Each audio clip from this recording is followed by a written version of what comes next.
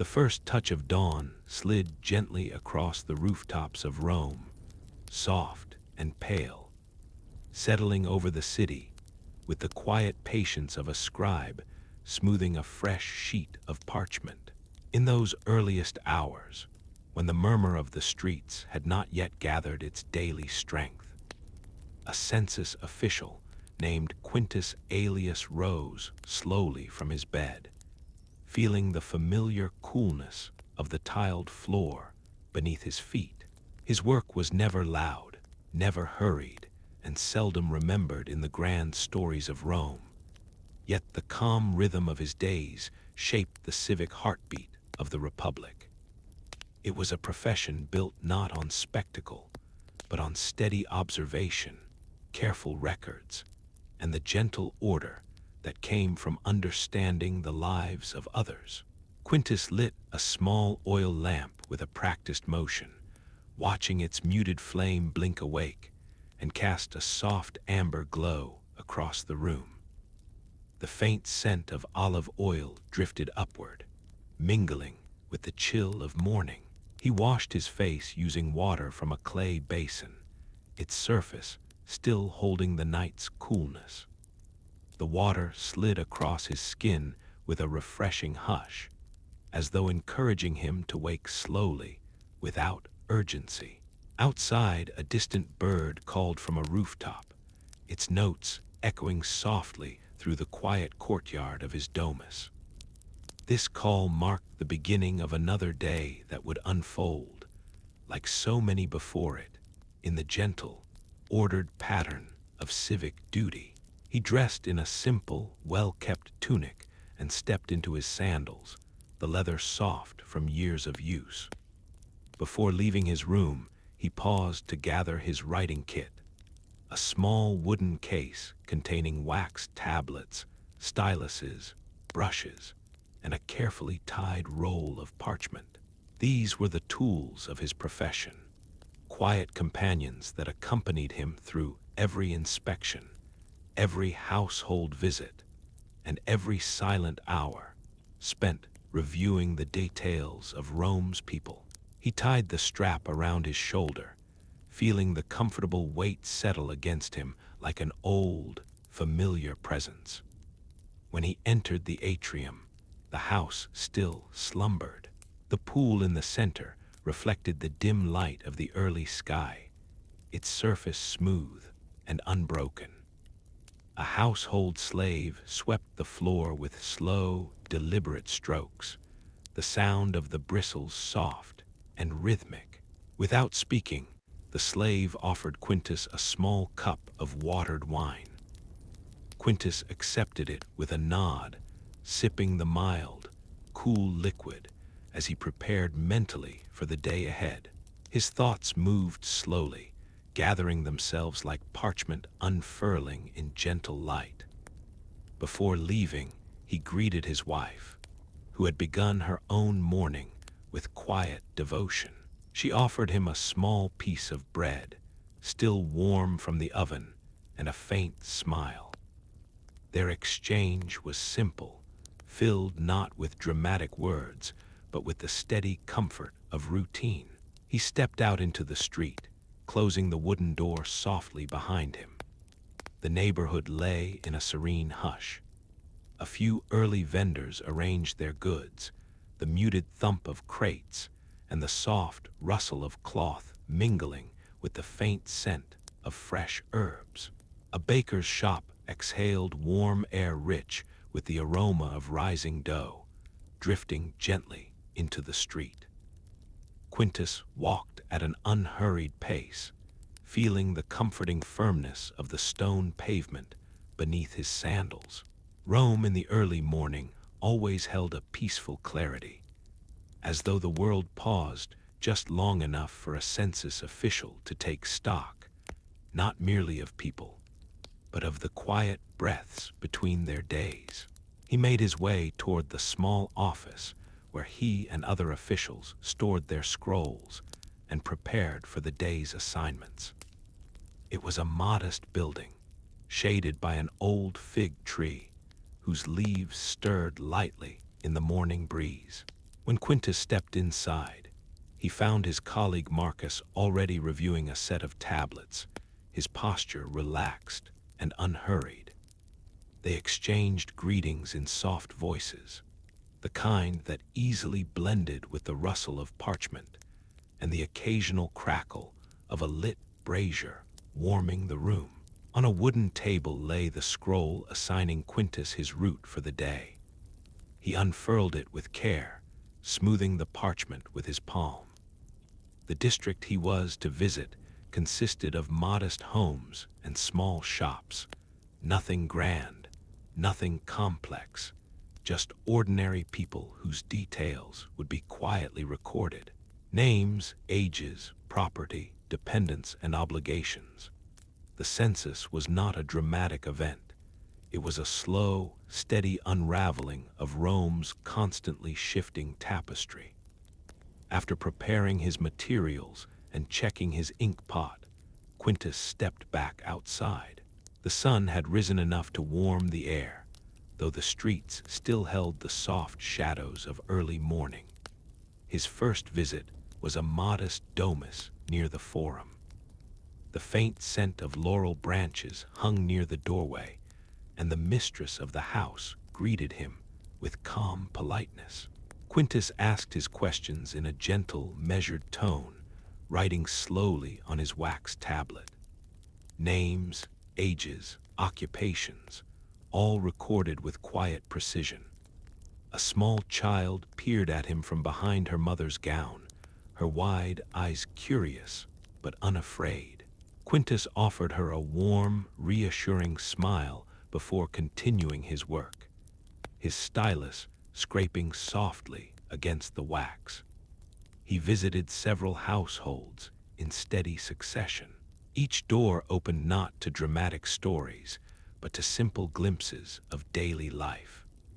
In one home, an elderly man polished bronze utensils near the hearth, the faint scent of oil drifting through the room. In another, a young couple kneaded dough together, their hands moving in a calm rhythm that left soft traces of flour floating through the air. Quintus recorded each detail with the same quiet concentration, never rushing, never letting fatigue bend the careful lines of his writing. By mid-morning, the streets grew livelier. Merchants called out with gentle insistence, offering nuts, figs, honey cakes, and clay lamps. Children darted through narrow alleys. A pair of donkeys passed by, their hooves tapping softly on the stone as their driver hummed a slow tune. Yet, even amid the growing bustle, the tone of the morning remained unhurried. The census officials' work flowed alongside daily life, never disrupting it, simply observing, collecting, arranging the facts of existence into an organized whole. Around noon, Quintus paused beneath the shade of a portico. He took out a small portion of cheese and bread wrapped in cloth, eating in slow bites while watching the movement of the city. A slight breeze shifted, bringing with it the smell of warm earth, baking tiles, and a distant hint of river water from the Tiber. As he finished his meal, he took a moment to review the morning's entries, smoothing the surface of his tablet with gentle strokes to refine the clarity of each line. The repetition of the act soothed him. It was a kind of quiet meditation. After resting, Quintus continued to the eastern edge of his assigned district. Here, the streets grew narrower, the houses smaller, the workshops more numerous. A potter shaped clay at his wheel, his fingers guiding the smooth, spinning surface with a slow, steady touch. A weaver sat near an open doorway, the shuttle of her loom sliding gently back and forth in a soft, rhythmic pattern. When Quintus entered to conduct his census questions, she never stopped weaving, her motions barely shifting as she answered him. He admired the consistency of her movements, the calm repetition that seemed to mirror his own profession. In another home, he spoke with a family who kept bees. The faint aroma of honey and wax clung to their clothing, and a few clay pots rested on a shelf, filled with fresh, golden sweetness. The family's voices were soft, their manner humble, and Quintus felt a sense of quiet connection to their mundo, the small but essential tasks that sustained them each day. He recorded their details, noting carefully the number of hives they tended, and thanked them for their hospitality before stepping back into the sunlit street. As the afternoon stretched onward, Quintus completed the last of his assigned homes.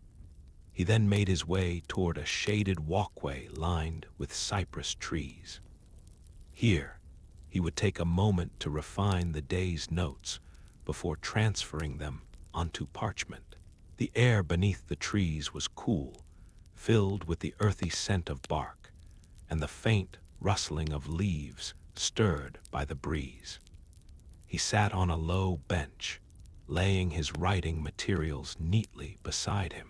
The slow, deliberate task of transferring data from wax to ink required steady focus, but he welcomed its calming rhythm. His quill glided softly across the parchment, the strokes smooth and controlled. At intervals he paused to warm the wax tablet in his hands, softening its surface just enough to correct minor imperfections. The passing hours did not trouble him. In these quiet stretches of work, time flowed gently, unbroken, like the steady movement of ink across a page. When at last he rose from the bench, the sun had shifted toward late afternoon, casting long, warm shadows across the walkway.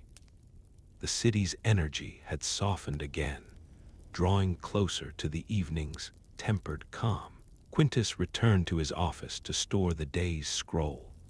Marcus was still there, blowing lightly on a freshly written column of ink to help it dry. They exchanged a few words about their roots, their voices low and relaxed. The work of the census was never finished in a single day, nor even in many days. It unfolded gradually, a gentle accumulation of details that shaped Rome's understanding of itself. After leaving the office, Quintus walked slowly home. The streets glowed with the warm, amber hue of late sunlight. Vendors packed away their goods, murmuring quietly as they folded cloths or stacked baskets. A group of youths practiced recitations outside a schoolhouse, their voices rising and falling in a soft, chanting rhythm. The sounds of the city blended into a peaceful harmony, neither intrusive nor sharp. When Quintus stepped back into his domus, the evening lamps had already been lit. Their golden glow reflected softly on the polished floor.